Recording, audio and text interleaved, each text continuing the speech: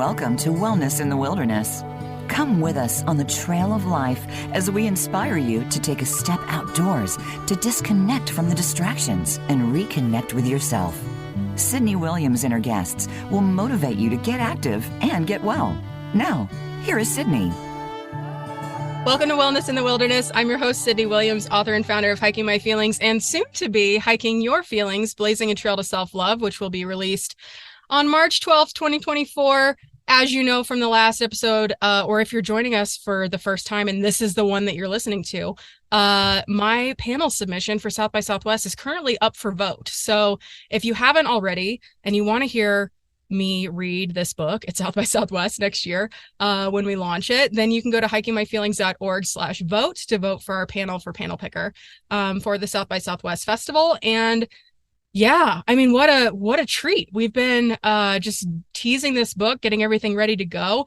And now we are in this mini season, 5 episodes, 5 conversations with 5 women that have been just instrumental and influential in the first 5 years of Hiking My Feelings.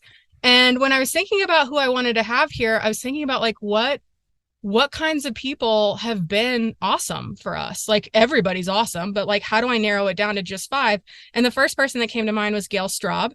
Gale is the former founder, showrunner, interviewer extraordinaire of the She Explores podcast, and I'm going to let her do the introductions today.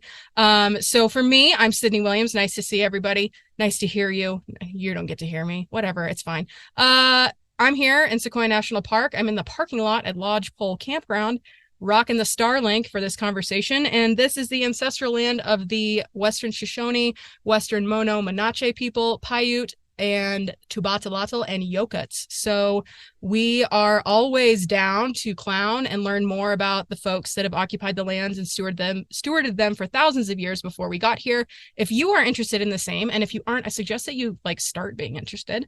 A great way to start some research on that is using the Native Land app, and you can find that at native-land.ca. And you can learn about the people that used to steward the lands where you now work, live, and play. So it adds a nice dimension to your outdoors experience. We love it over here at Hiking My Feelings. And without further ado, we're switching the things around today. Usually Miss Gale is the one behind the mic doing the question asking, but today we're having a conversation. So welcome to Wellness in the Wilderness, Gale. It's nice to have you here. Thanks for having me, Sydney. And also in your intro, I have not heard the expression down to clown in a while, so that made me smile. Feels like a very Sydney thing to say. Yeah, you're welcome. Especially when we're talking about Indigenous land. Of course, we're down to clown. That makes total sense. So nailed it. All right. Well, okay. So let's jump right in. You recently had a big career transition. Do you want to give us the debrief on what's happened, what is happening, what has happened, and what is happening next? Sure. Yeah. So, as you said, I'm Gale. I started a blog and podcast called She Explores 9 years ago now. So released over 200 episodes of the She Explores podcast, and not totally alone, with the help of different people over the years, including Haley Hurst, Noelle Russell, Laura Borchevsky, and many more, Gabacha, as you know, who does a lot of work with Hiking My Feelings. But yeah, so just a couple weeks ago, made the announcement that She Explores was closing down, as was the sister kind of or parent company, Ravel Media. And now I have a whole lot more time on my hands. I'm working full time for a podcast production company as a senior producer, working on a few different projects. And getting to continue to learn in audio, which I fell in love with through She Explores. So as much as I'm super grateful to all the women who I got to connect with through She Explores, which was a show all about kind of finding yourself outside, I'm really grateful that it also gave me my love of audio. And I'm curious to see, where that takes me over time. I also am the producer of a show called Creative Fuel that's hosted by Anna Bronis. And stay tuned. There may be a season 2 coming in the coming months. Amazing. Yay. Well, we're really glad you're here. And by we, I mean me, myself, I, and Barry in the front seat of the van where we're currently recording. And to kind of kick things off, this is the first of 5 conversations with 5 women that have been influential in the first 5 years of Hiking My Feelings. And in the spirit of the new book that's coming out, and like, honestly, we're so ahead of the game on the promo on this. Like, when I realized that the book was going to be published in March during the same week as South by Southwest, I happened to be at my mentor Aaron's house, and he was like, you should submit a panel and launch the book at the conference. And I was like, I should. That's a great idea. I haven't been in like the South by Southwest ecosystem for 13 years or something now. By the time we get there, it'll be 13 years. So we're a little bit ahead of schedule, but I wanted to announce the book in time for people to vote for the panel. And if you're going to vote for the panel, then you have to know that the book is happening. Like, we were going to wait until like September, October when the publisher goes. But I was like, listen, team, this is just too exciting. We got to tell somebody. And if I'm going to tell them to vote for the panel, they got to know that the book is coming. So here we are. And when I was chatting with Gale about what we could do and how we could chat and what kinds of things we could possibly talk about, because there's so many, Gale had this excellent idea of going through one of the chapters and just walking through some of the new structure of the book, because this is a departure from the original book, Hiking My Feelings, Stepping into the Healing Power of Nature. So I'm going to walk you through chapter 7 per Gale's request. We're like ahead of schedule here too. So this is like super promo-y and super exciting, and getting everybody ready for when this book comes out in 2024. So Chapter 7 is called Being Where You Are, and the topic is unpacking distractions. So the story, if you're familiar with my first book, you know that I did this hike across Catalina in 2016. And then a few months later, I went to Paris with my best friend, Kat. And then we came back and we started paddleboarding. And like, all of these things combined together, the international travel, the remote wilderness experience that I had had months prior to the international travel, all of it just kind of started flowing together. And what I realized was the lessons that I had learned on the trail were now starting to like infiltrate the other parts of my life. And so I talk about being on the Paris metro and surrounded by humans speaking all kinds of languages, wearing all kinds of clothes from all walks of life, tall people, short people, people of all sizes, all races, all different levels of ability on this train.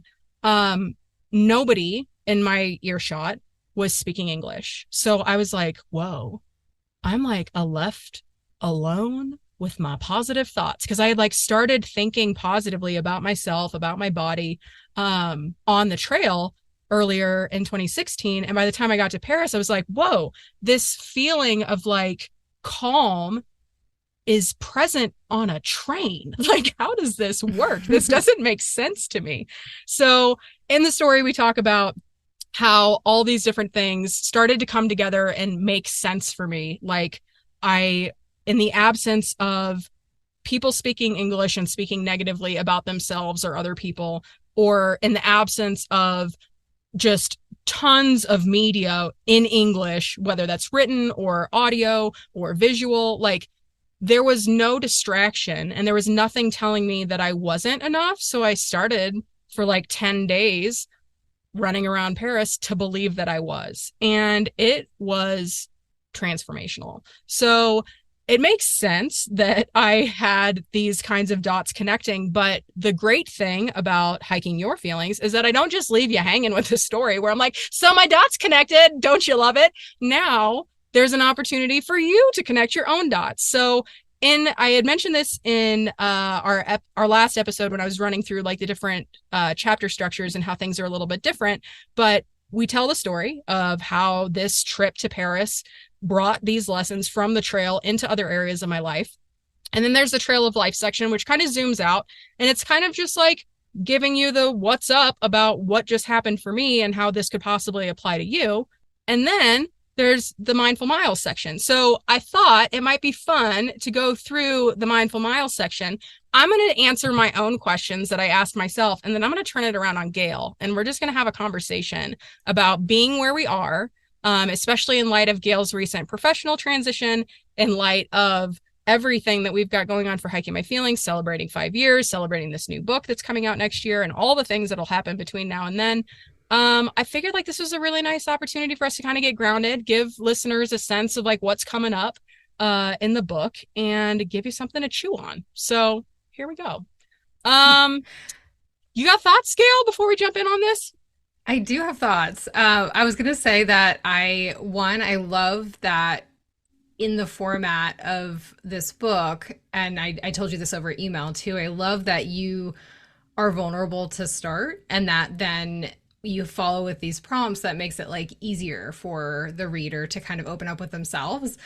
And then adding to that, by you and I doing these exercises together, I'm going to feel even more comfortable sharing, how I feel about things because you're doing it too. So it also seems like it could be a fun book to pass around with a friend or like talk about some of those questions with a loved one because you might be surprised what their answers are. I've started asking my parents what their worries are, like what's kind of on their mind. And just because these are things that we hold in so often. So yeah, I'm just thinking about like the different conversations that your book could start, which is really cool. Oh, well, thank you. And I think that brings up a great point that I didn't mention. There's lots of ways to read a book and to consume content. And if I was going to suggest a way to enjoy this book, read it through and then get the whole gist. And then when you come up on something like remembering how to be present, turn to chapter 7, go for a hike, use these prompts. It's something that can be enjoyed as a memoir, and it's also something that can help with the different prompts and the different activities. So thank you, Gale, for that. Let's jump right in. Let's do one. Okay, so Mindful Miles. I'm just going to go ahead and read it. Whatever. It's a paragraph. My publisher can't get too mad about it. Okay, so there are so many things competing for our attention. This is true. Our own lives, the needs of our community, what's happening in the world with our fellow humans. And when we have so much access to so much information, it's no wonder we're overwhelmed. Hello. We're all burned out. We're feeling like there isn't enough time in the day to do what we need to do, let alone what we want to do. So we're going to use these prompts to do a quick check-in with ourselves and each other. And if you're listening and you want to jump in and do this with us, then come find us on social media and leave a comment. Let's have a conversation. Okay, ready to go. So question number 1 for me. When was the last time I sat in silence without distraction? When was the last time I spent more than 2 days away from my phone? The last time I sat in silence without distraction, I do this every day. And I say that with a deep respect for the privilege that I hold to live in a national park as we're recording this, and knowing that we only get online once a day. So sometime between the hours of 10 and 2, we'll get online and we'll check in and make sure that the world is rolling. So the last time that I sat in silence without distractions, legitimately sat in silence without distractions, was on our hike on Monday. Barry and I hiked out to Alta Meadow, and it was 15 miles round trip. And there was a brief, well, actually, do marmots count as distractions, Gale? Would you count a marmot as a distraction?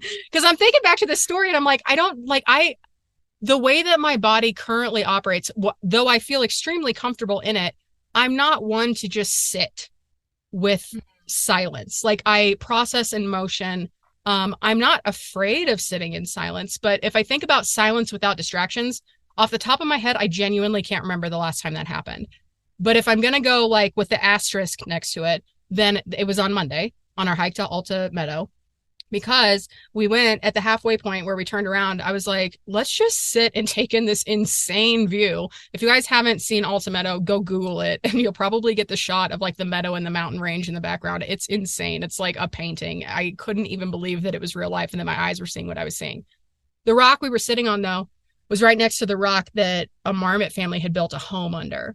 So we go and we sit, and we had seen a marmot off in the distance on another rock, sunning himself and barking every once in a while.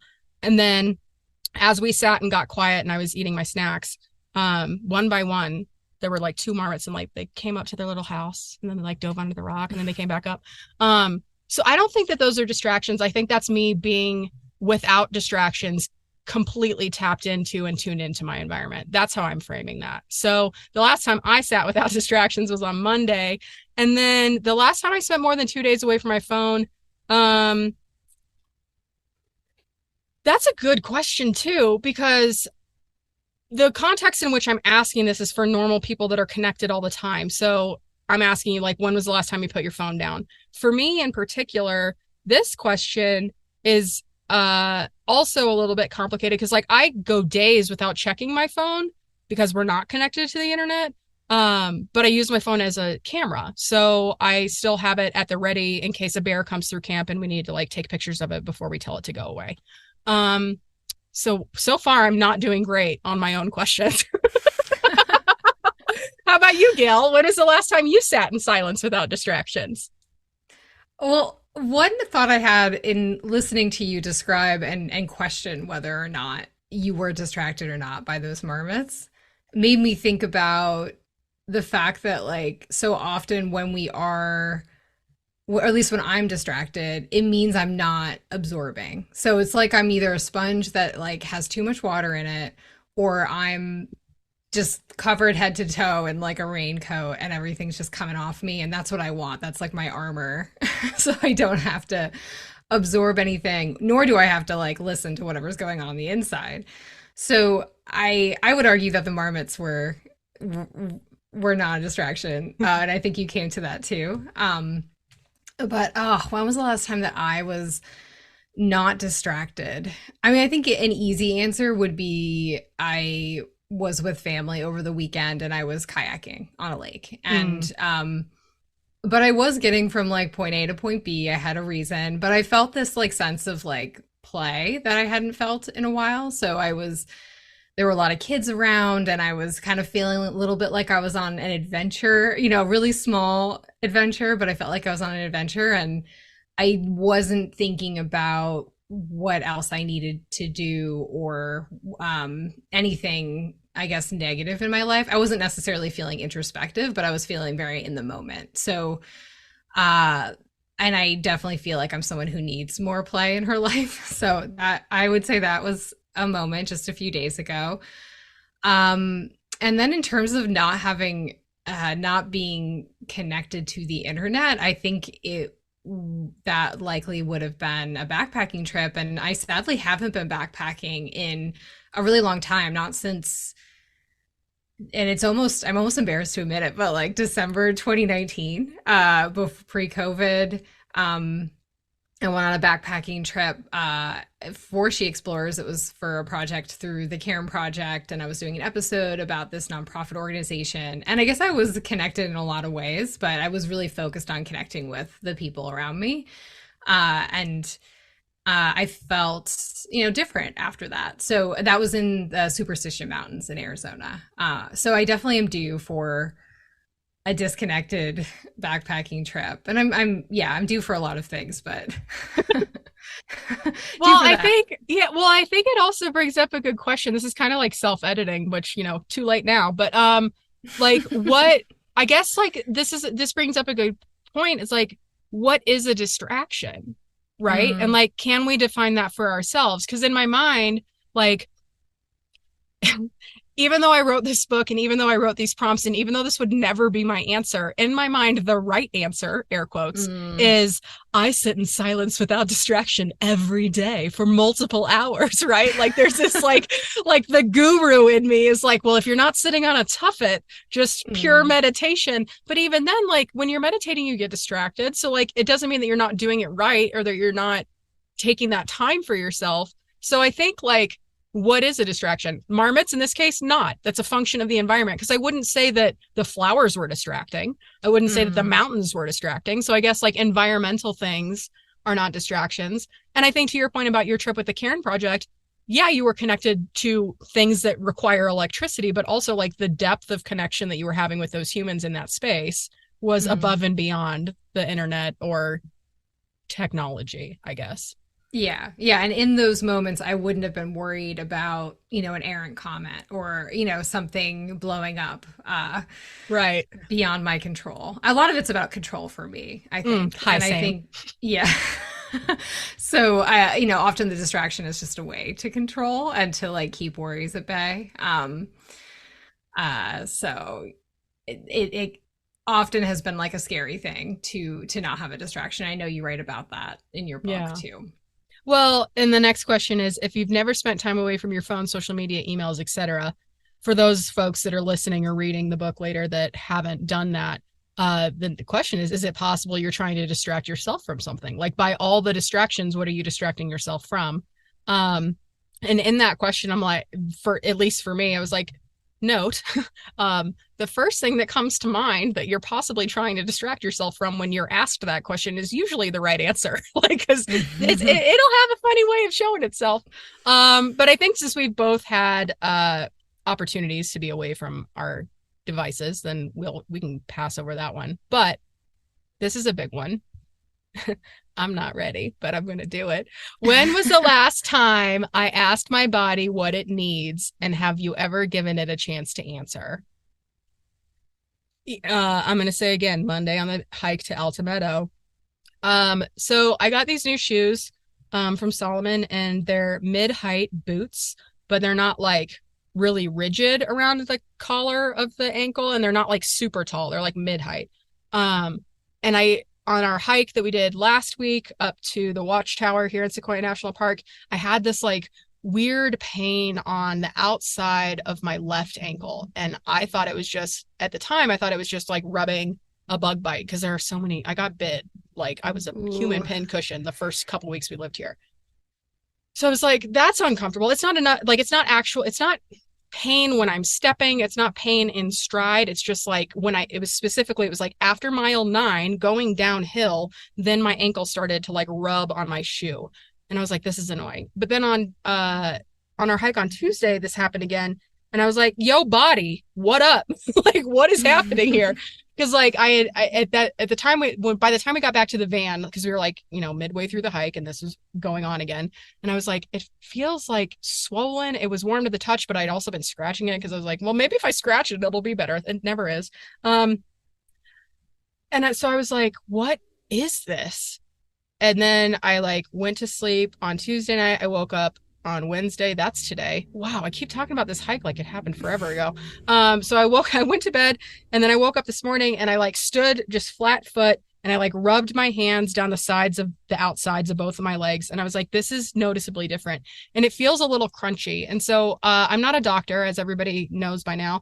But between myself and my husband, who's a former wilderness EMT, or a regular EMT, and myself and this body that I know and love and trust, I think it's just like some kind of inflamed sheath around a tendon. Like, it doesn't hurt when I walk. It's not really a pain in the butt, except for when I wear tall shoes. So like maybe just don't wear tall shoes for a bit. So when I was originally writing this book back in 2019, and I was using these prompts to get to this destination of this answer, because my question to myself was, when was the last time you asked yourself, like, your body what it needs, and have you ever stopped to listen? I think that there's like, in my personal journey through body image, right? Like, there's I am completely unaware that I am enough, and all I do is berate myself and wish I was smaller and wish I looked different and wish I could change the things about my body that I just can't change. Like, that was the first 30 years of my life. And then like I went backpacking and I was like, whoa, okay. I am acutely aware of everything that's happening in my body. I feel every drip of sweat. I feel the blood coursing through my veins. I am acutely aware of the blisters and the intensity of the pain on my feet and just my muscles that were irritated. But also, I feel great. And I want to do more of this. And so like the shift for me was from gotta be smaller, gotta change everything about me to fit into some box that some man who makes clothes decided was beauty. Like, and then being in my body and working it really hard, I was like, okay, I feel good afterwards. Like, I'm in pain, but my head is clear. And I'd like to do more of this. And I don't want my body to be the thing that takes away from the enjoyment of this activity. Like, I don't want my body to be the thing that gets in the way. And so that was a huge shift for me, because then I was like, okay, like I recognize this body. It's working really hard for me. And I have a tremendous amount of respect, considering how poorly I've treated it and how poorly I've spoken to myself about the body that I live in. This thing's really delivering for me without any training whatsoever, without any like understanding of what I was actually getting myself into. My body took me all as far as it could go across the island, and I loved it. So now, like, this question to me, I'm like, I do spend time thinking about my body still, but now it's like, okay, I should wash my face before I do this thing on the internet, because I've got like salty, sleepy tears and like lots of wrinkles. So like, I'm just figuring like my body's changing because I'm getting older. But I'm like, I like look at this woman that I interviewed who's 102 years old and she called me kiddo because I am, like, in the context of being in community with somebody who's 102, I am a child. So like, what am I worried about? I've got the rest of my life to live life in this body and not hate it. Like, that is awesome. So when I read this question, I am just so grateful for how hard I've worked and how much I've released and how much I've unlearned about what it means to be a woman in a body in America, to be able to sit on the other side of that question and be like, I tune in with my body like every day and I always listen. Most of the time I hear what my body has to say before my brain even knows what it's thinking. So like that switch has just completely flipped. That table has turned, whatever the metaphor is. Like, it's such a weird and beautiful thing to be on the other side of that question and not freak out about it, like, and have a lot of weight attached to it. That feels really good. How about you? When was the last time you asked your body what it needs, Gale? Well, you answering that question made me think about an interview that I did with Carrot Quinn. I don't know if you know that writer. I think her first book was Through Hiking Will Break My Heart, and prolific writer. And I could just hear her voice in my head saying, embodiment is like one of the hardest things that we'll ever do, feeling your body. And that's what all of that first question was about for me, in terms of like the distractions. And that is what's so nice about hiking and backpacking, is that like you kind of start to treat your body like it's a little baby, because you're like, oh, my feet hurt, and you bandage them up, and at the end of the day you eat that great meal that you've been thinking about there's sometimes a drink involved. There is these ways that you kind of baby yourself, and it is a matter of like carrying that into your everyday life, like it sounds like you have. And then so often, especially throughout the pandemic, I felt like I was like a balloon, like my head was a balloon just floating in front of a computer screen. It was like I didn't have a body. My body was that little dangling string. And I'm so when was the last time I gave my body what it truly needs? That's what the bigger question is for me. Is like, I'm still trying to figure out what it needs. But I'm trying to listen to it better, because I've been getting a lot of migraines, and some of that's triggered by screen time or not listening to myself when I haven't had enough water, or what. I mean, I chug water, so it might not be water, but when was the last? If I do think about a time recently. It's so hard. That's such a hard question. And it doesn't bring up body stuff for me. Like I feel fortunate to not have body issues anymore. I did when I was a teenager and in my 20s. And I think those things do kind of carry through forever. But in terms of like, I could do a better job of treating myself just across the board. So treating myself to time alone, to reading a book, to lying down, to, if I don't have a million things to do, just enjoying that versus feeling guilty about it. But I think I will treat myself to a longer walk tomorrow, and that I can plan on that. Oh, I love it. Yes. And I think that you demonstrated something that I want to like articulate and call out for anybody that's listening, is like, with all of these prompts, with anything in this book, with anything in life, for crying out loud, like, take what works for you and leave the rest. Like, if something applies now, awesome. If it doesn't, also fine. And if you come up on this question and you're like, I don't actually remember the last time that I asked myself what I need or gave myself what I need, then that's fine too. The awareness of the time that has passed since you asked that is the work. And a great way to like not, and I'm speaking specifically to myself and for myself here, a great way to not berate yourself and to be like, oh, well, Sydney asked, when was the last time I asked my body what it needs? And turns out I've never done that. So here I am sucking at this too. Like, don't do that to yourself. Like, just like acknowledge the time that has passed. If it's ever happened, make a note like, oh, this is something I could do for myself. I wonder what that looks like. And then like, make an action plan. Like Gale's like, I don't know when the last time I was, like, yeah, maybe these migraines, but also like I could go for a walk tomorrow. And that's good. Like that, like Mm-hmm. the answers to these questions don't have to be spoken. They don't have to be written. They can be felt. They can be physical. They can be turned into action. Like like I think one of the reasons I've said before, that this book is the book that I was too scared to write in 2019 because I was afraid that because never mind that I had lived this and I have like case study of one results to show that this is true and that it's possible. I don't have letters after my name. I don't understand like the medical mechanics of like what happened. But that doesn't mean that it's not true. That doesn't mean that it's not possible. And when I was afraid to write this back then, one of the reasons I was afraid to write it in this way with questions, with prompts, is because the last like 10 years of my life prior to writing this book, I had been consuming so much self-help material that every single one felt like this is the only way to heal. And it was kind of positioned that way, like this is the right way. And there's no right way to do anything. There's no right or wrong way to go through this book. There's no right or wrong way to heal from the things that you've experienced. There's no right or wrong way to start getting into the outdoors. I mean, there is a wrong way. Like, don't go out barefoot in the hot, hot sand without any water. That would be wrong. But like, for anybody that's listening, like you can do this however feels good to you. And there is no right or wrong way to go about approaching this material or approaching your healing journey. Like, I'm here to offer suggestions. We're here to offer some prompts. But like at the end of the day, this is work that we have to do for ourselves. Like you can read the book, you can go to a therapist, you can see a doctor, you can go to a nutritionist, all the things that are supposed to make us like happy, healthy, wealthy, and wise. But at the end of the day, it's up to us. Like we have to do this for ourselves. Gale has to take herself for that walk and ask herself these questions. I can't do it. I have to make sure that I eat right and that I move my body, or else diabetes is going to come knocking. Like these are things we have to do for ourselves, but we don't have to do them by ourselves.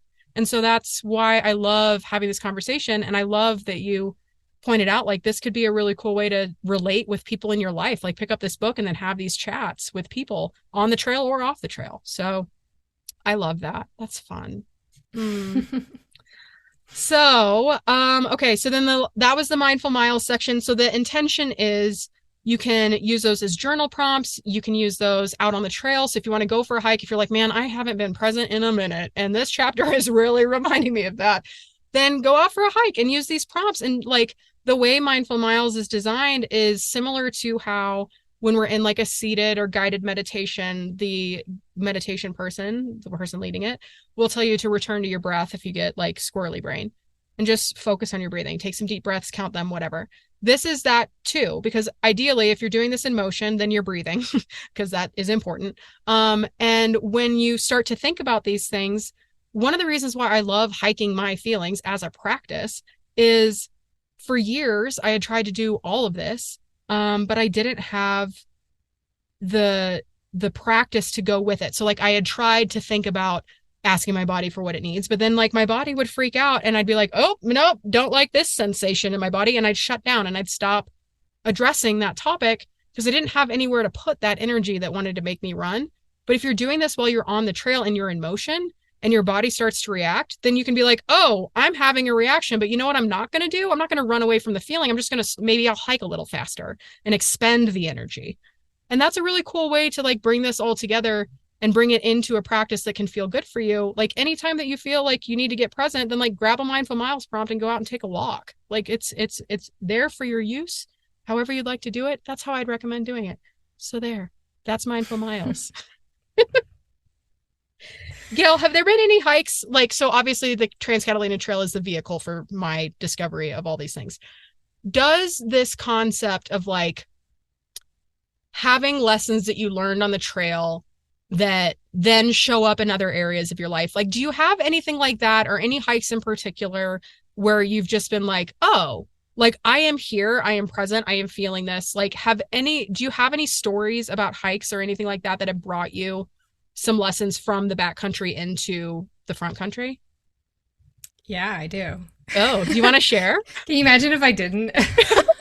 I'd be like, and edit, Barry, this is where we cut this question. No, but you're good. Would you like to share your story? Yeah. Cool. I can share actually two experiences come to mind. And one is more of like a collection of experiences, and it's not I'm actually, I would not say I'm someone who experiences too many revelatory moments. Like, it takes me a really long time to figure out how I feel about things. It takes me a really long time to understand myself. I always call myself a marinator. I'm not sure if that's true or not, but it takes me a while. So some of these lessons are just hindsight, being able to look back. But and I'm gonna go like really far back in this. When I was in high school, I ran track and cross country, and I have a twin sister, and she also ran track and cross country. And when we were really little, when we were kids, best friends, spent time all the time together, did a lot of imaginary play together, like a lot, probably more than the average kid, especially because we had each other. We had like the quote unquote built-in best friend, and she's still my best friend today. But once we hit puberty, we didn't have anything anymore. Like it wasn't, you couldn't play in the same way. And I found myself like with this void and not knowing how to fill it, and not necessarily having a lot, not being a super social person, not having a ton of like deep relationships to lean on in that time period. So when my sister and I were like 13, 14, we watched a lot of TV. We'd stay up late watching like Friends marathons. It really ages me. But that's what that's what we would do, like eating popsicles, whatever. And it was really just kind of numbing, or it was just letting time pass. Like I always wanted time to go by faster, partially to grow up, partially to have like whatever questions answered about myself. But the high school came around, found running, cross country, track, and we were both pretty good at it. And we figured out that the more time we put into it, the better we got. And my sister found out first that the lighter she was, the faster she was. And she started restricting how much she ate and started losing weight. And at the same time was starting to experience some like mental health difficulties, just generally. And the running was like something to really focus on. And it followed suit in a lot of ways. Like I wanted to be like my sister. I wanted to be as fast as her. I wanted us to be twins. And it created this like really unhealthy relationship with exercise and food. And it, for whatever reason, we were not given like the support that we needed at that time by the people who were adults around us. So flash forward to being in college. I didn't run in college. My sister went on and she ran in college, and she kind of worked through things her own way. And I did too. But one of the big things for me was when I was home from college, I was working at the factory that my dad works at in the summers. And my parents, every Sunday, we went for a hike together. We went up to the White Mountains. We get up super early. My parents didn't love crowds, and they wanted to like get on the trail as early as possible. And it took a while, but that time on the trail, I wasn't associating it with achievement, like, oh, I need to hike this many miles, or this is what I'm eating today, and balancing that out with what I was running with or what have you. Like it started to create a more holistic like relationship with movement for me. And I think that might be one of the reasons why even today I'm not somebody who checks off bucket list hikes, or I love that there's the 48 4,000 footers in New Hampshire. There's all these different like lists that you can do. And I've hiked a lot of them, but I haven't kept track. And I think part of that for me is like not wanting to have that like close association with movement. Like I want it to be just being present and enjoying that. And doing those hikes deepen my relationship with my parents, and it also just let me let go of some of the things that weren't serving me when it came to movement. And also over time, just life got bigger, and I'm fortunate for that. I'm fortunate that, we didn't need medical treatment or, anything like that. Like I feel fortunate that I grew out of some of the things that were holding me back in that way. So that's one, more of a cluster of hikes rather than like a big trip. But as it relates to distraction, several years ago, and I've told this story on She Explores podcast, but I went for a hike in the Sierras with my friend Julie Hotz and a few other women. And Julie is super considerate when they're planning a hike. They always think about, they put out a survey, they ask, how many days do you want to be out there? Like, do you want to have a rest day? Do you want to hike a lot of miles? And I had done backpacking trips where I was hiking a lot of miles. And part of the thing that I enjoyed about it was feeling really tired at the end of the day and hiking, a lot and filling up that time and distracting myself. And Julie planned a day up in the Sierras at 10,000 feet where we wouldn't be hiking, where we just have a rest day. And I knew that was going to happen, but I didn't really think about it. And then I'm on the trail and we're we're hiking the first day and it's mosquito-y, and I realized, oh, I didn't bring a Kindle with me. I didn't bring like I didn't bring a journal. I didn't bring anything to distract me on that day that I had off. And I started, like, I felt like my heart like go in my chest, my bottom of my stomach. I was like, I don't know if I can do this. And it felt like, oh, but I talked this talk about like solo hiking, all these things. But I was like, when I was actually confronted with it, I was really apprehensive. And then the day rolled around that we had the rest day, and I for a few hours in the afternoon just laid in my tent and I ate jelly beans and I thought about things, and it was just, I felt so rested at the end of the day. So it was a good lesson for me to, like, I don't need to panic if there isn't that thing. My company is enough. A bag of jelly beans can be enough too, if you really like sweets. But yeah, it was just like a good lesson for me, I think. I love both of those stories because selfishly, I think like the first one taught you how to be where you are, right? Like you were with your parents and that was enriching, and you were kind of redefining your relationship with movement, and that felt good. And so it was like this thing that brought you presence rather than like checking the boxes or keeping track of distance and like doing the math for like calories in, calories out. Yeah. And then I love the second story because like you literally you unpacked your distractions so much that you didn't even pack them.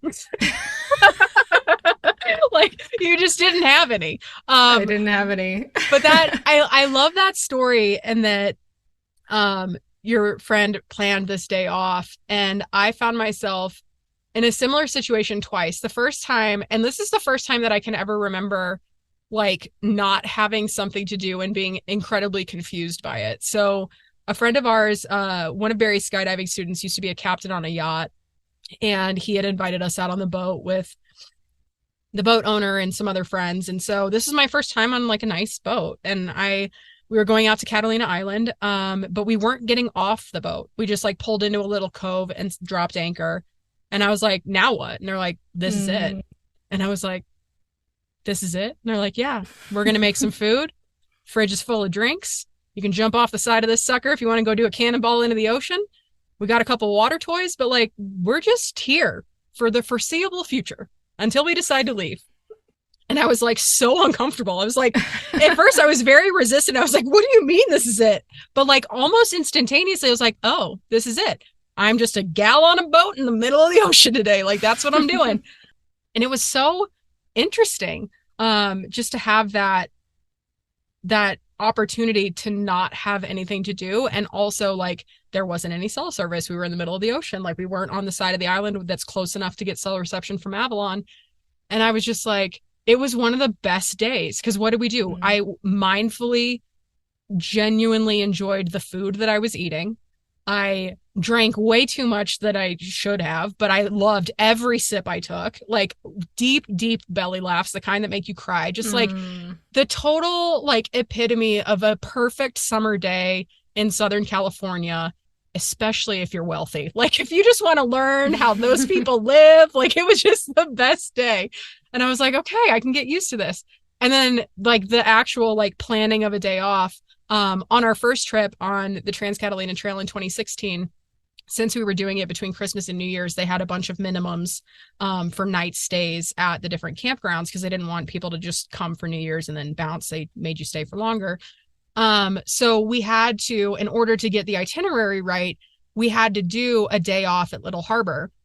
And on Little Harbor, it's on the other side of the island from any town, any cell reception, anything. And it was the best day ever. Like, it was so nice outside, and we just had this beautiful place to chill out. And then the rains came that night. But like that day off, like my feet were like hamburger. They were just covered in blisters. They felt like ground beef. It was really terrible. Like my hip had been really irritated from the hike the day before. And I just got to lay there on this, like, we had the beach to ourselves that day because everybody leaves and then goes and does whatever they're doing on the trail, whichever direction they're traveling. Nobody zeros on Catalina. It's a 38-mile trip. Like, nobody takes a day off. And now, like, we purposely, every time that we've done the trail and when we go and host our retreats there, like, we go to Little Harbor and we don't do anything. And it's an intentional break for us to just exist and watch the world go by. And we got to know the patterns of the bison that roamed through the sites 14, 15, and 16 each day. Like, we saw their patterns and their paths, and we were only there for 2 days, but it was a really nice way to just really tap into that space and have that experience. So I loved that, both of those stories for both of those reasons. Oh, I dig it so much. Okay, so then if we're talking about this book in chapter 7, so we've gone through the mindful miles prompts, we've had this incredible conversation, we're remembering things, we're connecting dots, which is like literally my favorite thing to do. And pretty much, like, if I could only do one thing for the rest of my life, it would be to connect dots and then share the dots that I'm connecting. That is kind of, I guess I am doing that, so that's neat. Yay me. Oh, that's so great. I was like, wait a minute, like, that is what I do with other people, sometimes with myself, sometimes with plants and animals. But the final section of each chapter of Hiking Your Feelings, Blazing a Trail to Self-Love, is called Next Steps. And this is taking those mindful miles prompts, taking the theme of the chapter, the story that I tell, the universal we of the lessons that we can all learn. Because, like, here's the other thing, folks, like, while my experience is definitely unique to me and I have a very unique way of telling this story, the themes present in my journey are not new. Like, we're talking about being present. We're talking about, in other chapters, unpacking relationships, body image, how to not hate yourself. Like, these are things that, like, I would argue every human goes through. And also, if you're one of those humans who doesn't go through these things, the invitation is still open to call me and tell me how you live your life, because I'd really like to know what it's like. But the final section is next steps. So this takes all of those things and gives you, like, one other thing that you can do in this case too.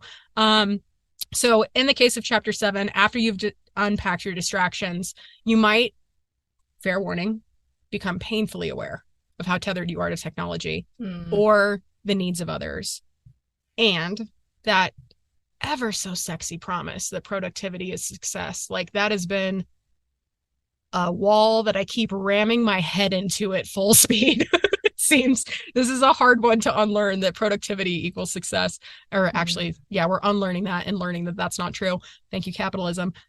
So a couple suggestions to help folks tap into mindfulness and act on the new awareness. I don't know. Does anybody still commute to work? Like, I wrote this when people were still commuting to work. Let's assume, yes, that there are still businesses that run where people need to go to their jobs. There's lots of them. That just goes to show how narrow my view is right now on where the world works. You're living in a national park. Yeah.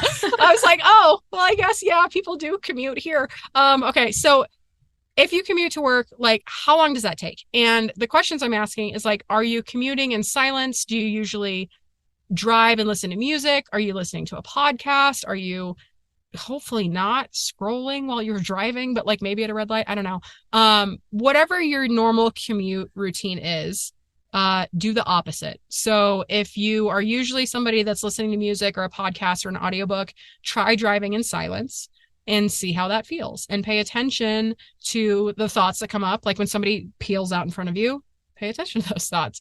Understand where those feelings of irritation and frustration and possibly anger or rage manifest in your body. And pay attention to your surroundings, which is a good idea when you're commuting anyway. But especially if you're passively commuting, like if you're on public transportation and you're not driving, turn off all the distractions, the podcast, the music, watching Netflix, whatever you're doing, audiobooks.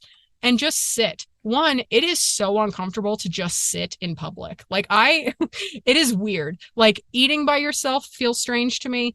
I used to do this when I was taking the train up to LA every week when I was working in agency life before hiking my feelings. I would just like sit and watch people. And somebody who's not actively trying to distract themselves or look busy on public transportation to avoid human contact makes other people wildly uncomfortable. Try on that dress for a day, put on those shoes, like allow yourself to be the person that is so content with themselves, even if you're faking it, that you can just sit here with your own company, distraction free.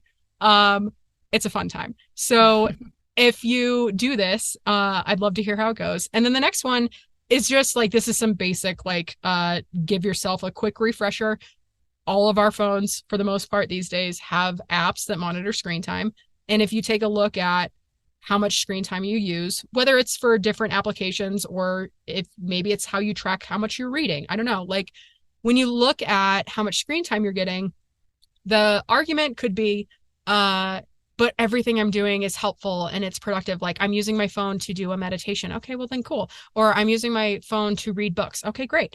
Think about the things that are not helpful, and then take a little time inventory and think about what you could do with that time instead. And that doesn't mean that you have to like completely replace the behavior or the activity, but it's really fun to just see how much time you can get back. Like when we moved into the park and we stopped being on our phones all day, we get these like weekly updates and it's like, you use your phone 9 hours less than you did last week. I was like, well, that's the difference between living in a park and living in society. And it's like, and it hasn't been that dramatic of a tick down each week. And some weeks we're using our phones more than others, depending on what we're doing. But it's such an interesting thing to think about how much time we spend giving our attention to anything, positive or negative, productive or not. Like some people say we have the same amount of hours in the day as Beyonce, but what we're forgetting to mention and not acknowledging is the fact that Beyonce has a staff. And so Beyonce has hair and makeup. Beyonce has a chef. Beyonce has a nanny. I'm sure that she probably has a driver. I bet she probably doesn't drive her own car. Like the things that take us time that folks like Beyonce can hire people to do, we're not operating on the same time schedule. Technically, yes, we all have 24 hours, that's for sure. But what are the things that we can control, and how might that awareness of where we're spending our attention, because there's a lot of competition for our attention. Everybody wants it. It's the hottest commodity in the world right now. What are we doing with it and where does it go? When I did this for myself back in the day, I was like, oh, it was 2007, beginning of 2017. So I had done the hike. The man who shall not be named was named president of the United States. And then my whole world exploded. And all I wanted to do was be informed about what was going on. And I was on Facebook all day, every day, cycling, just like constantly refreshing, having conversations, fighting with people about the, I don't know, basic human rights that were being tossed in the trash. And then I was like, whoa. Like, one, I'm not going to go change anybody's minds out here on the internet, especially not the strangers I'm arguing with. And also, what can I do when I get 5 hours back, whether that's like the beginning of the day, wake up and scroll, before you go to bed, lay down and scroll. Like, say you get 5 hours a day.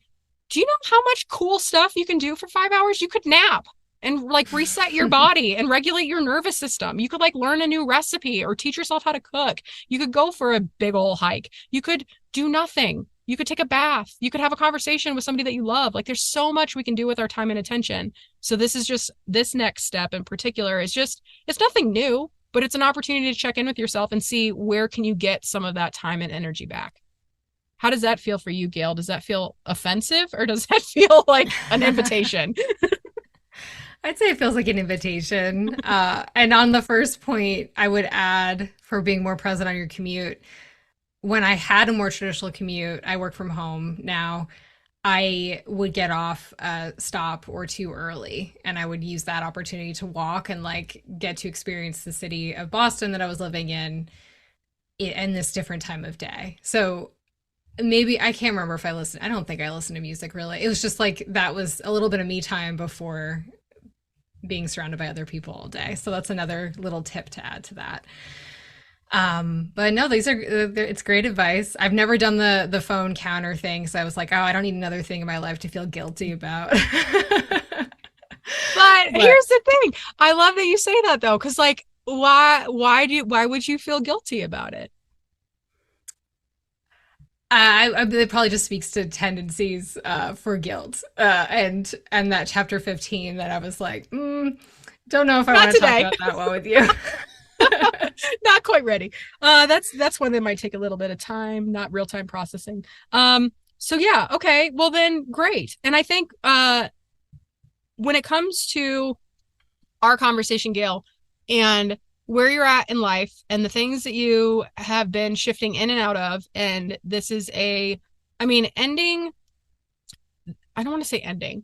I would say putting a beautiful bow and the sprinkles on top of the She Explores journey Mm. is a huge deal. Like that is a ginormous chunk of your life. In the context of the life you've spent on this planet so far, 9 years is a good chunk of it. And the timing between like of those 9 years, like what was your starting age and what was your ending age, if you don't mind me asking? I don't mind at all. 28 to 37. And I'm realizing with you saying that's a big chunk, it's like, oh, that's close to 25%. Yeah. So that is indeed a It's a big big chunk. chunk. Yeah. And that's a Yeah. big impactful chunk too. So for me, Gail, well, first of all, do you have anything else on your heart or mind that you'd like to share before I gush about how much I love you? I guess I'll just say that, and I will be carrying some of this conversation with me. And I am flying to Norway on Saturday for a creative retreat that, again, talking about privilege throughout this conversation, big privilege to get to do that. And I'm seeing it as like a reinvestment in myself and also some time to process that quarter of my life that just kind of flew by. So thanks for hosting this conversation and giving me some reasons to reflect and to be a little bit less distracted when I can. Oh, well, hot dog, you're welcome. And so while we're keeping the gratitude and the love flowing, thank you, Gail, because without She Explores, like, and I mean, who knows how this whole thing would have unfolded. But if it weren't for your gift of, I don't want to say like, no, I'm going to say it, recognizing a good story, because that's not about me. That's about you. Like, yes, this is a good story, but also like, this is a skill that you possess. You possessed it over 200 times, sourcing these incredible stories and sharing them with all of us. Your ability to find a good story or to recognize one, especially in my case, when literally nobody else is listening, is huge. Because for us, I I I don't think I'm giving She Explores too much credit in that was the first podcast interview I had done about what I'm trying to do now today still. The journey that I was on, how I want to help replicate this experience and these opportunities for other people to have this kind of healing in nature. I don't I think I can confidently say that we wouldn't be where we're at today if it weren't for She Explores, not just from like the metrics like I talk about, I don't know if you talk about, I talk about the She Explores effect. Like I was on your podcast twice, and the two times that I did, we got so many more followers just from the exposure of having my story told on a platform that was popular. So like on that note, a great trajectory and a super good boost for us to help get the word out. But more than that, I wouldn't know Gabatia. I wouldn't know Victoria. I wouldn't know countless other people that have sent us comments, even still today. Like people will be like, I just heard your episode. I realize it's from 5 years ago. I just heard your episode. Thank you. Like Gail, the joy in my heart that I feel when I get to respond to messages like that, like that's why I do this. Like that's the drug for me. And I am wholeheartedly and openly addicted to it. Like being able to help people and knowing that somebody somewhere who I never would have had the opportunity to meet now has language to articulate what happened to them. That is the entire mission of what I'm trying to do here. And that is possible in part because of you. So thank you from the bottom of my heart, from every fiber of my soul and every cell in my body. Like your impact, while metrically can be measured in 9 years and however many episodes and all the website visits and all the comments and all the things, like the heart and soul impact that is just intangible and immeasurable, but so deeply impactful. I just thank you. Thank you for helping me burn down my measuring stick of measuring what I thought mattered. Because what actually matters to me is having these kinds of conversations with people. And I didn't even consider that I could do a podcast until I started being on podcasts. So in that way too, thank you. Because I was like, oh my God, I love talking to people. And now there's a platform for this. Like, I don't have to wait until somebody gives me a TV show. Like, I can go do this myself. So from an inspirational perspective, thank you. From a helping us get the word out perspective, thank you. From the connections made from this space, just deep, deep gratitude for you, Gale. Thank you. Oh, you're welcome. I just want people to be heard. So, and everybody I've worked with has wanted that too. So yeah, I'm glad that happened for you. Yes. Well, in the spirit of being here and unpacking distractions, Gale, thank you so much for joining us. And I think that's all I got for this. You got anything else you'd like to share? No, just thank you. This was fun. And I'm excited for your book to come out in the spring. And I have so many questions for you about what it was like working with a publisher this time around versus self-publishing, but we can have that conversation another time. I love it. So if anybody wants to follow along with you on next steps, where can they get in touch with you and where can they find that information? So the best place to find me these days is just go to my website, galestraub.com. That's Gale, like the wind. And I maybe will start a newsletter at some point. I don't know, but I know that I'm going to want to keep in touch in some way. So you can subscribe to that there. Perfect. Thank you so much, Gale. And to everybody listening, thank you for joining us for this episode of Wellness in the Wilderness. I hope that this conversation was a breath of fresh air. Until next time, take good care of yourselves, take good care of each other, dream big, and be kind. Since 1984, Sawyer has existed to support your wildest adventures. Learn about their advanced insect repellents and family of technical lightweight water filters at Sawyer.com. Ready to find your wellness in the wilderness? Look no further than Hiking My Feelings. Through a combination of community and self-discovery, our programs are designed to give you the space and support to connect life's dots. If you're looking to figure out who you are underneath the stories you've been given and are ready to redesign the map of where you're headed with actionable steps and opportunities to dream big, we're here to walk alongside you. Whether you're a seasoned adventure enthusiast or brand new to the healing power of nature, we've got your back. Visit hikingmyfeelings.org today to download our free Trail Thoughts worksheets and learn more about Hiking My Feelings.